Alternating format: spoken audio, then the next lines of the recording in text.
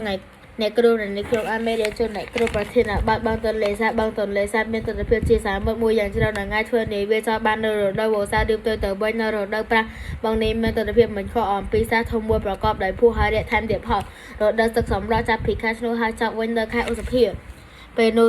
កម្ពស់ទឹកបឹងទន្លេសាបជាអបបរិមាណចាប់ពី0.80 ម៉ែត្ររហូតដល់2ម៉ែត្រជាមធ្យមចាប់ពីខេត្តកំពង់ឆ្នាំងជាពិសេសនៅវាលភក់ជម្រៅទឹកសុះជាលំដាប់រហូតដល់នាវាចោលត្រូវបានហាមឃាត់លើកលែងទៅរដូវវស្សាទស្សនវិជ្ជាទូទៅនៅបឹងទន្លេសាបផ្លាស់ប្ដូរជាឆ្នាំទីទឹករួមទាំងជម្រៅទឹកក៏កើនឡើងជាលំដាប់រហូតដល់ជួនកាលទឹកចំនួនចូល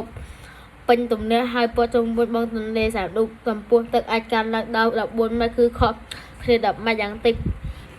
ពីកម្ពស់ទឹកនៅរដូវប្រាំងគឺពេលនោះហាដែលនាវាមានចំណូលច្រើនអាចបើកបរចូលក្នុងបឹងទន្លេសាបបានបឹងទន្លេសាបជាបឹងទឹកសាបធំជាងគេនៅអាស៊ីអាគ្នេយ៍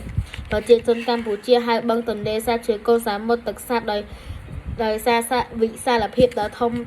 របស់បឹងនេះបឹងទន្លេសាបជាអាងស្តុកទឹកធម្មជាតិនិងជាជម្រកមច្ឆជាតិដ៏សំខាន់សម្រាប់ប្រជាជនបឹងទន្លេសាបមានទំហំទាំងអស់គឺ3000គីឡូម៉ែត្រការ៉េរដូវប្រាំងដែលមានទំហំចំនួន10000គីឡូម៉ែត្រការ៉េនៅរដូវវស្សានៅរដូវប្រាំងបឹងទន្លេសាបមានបណ្ដោយប្រហែល150គីឡូ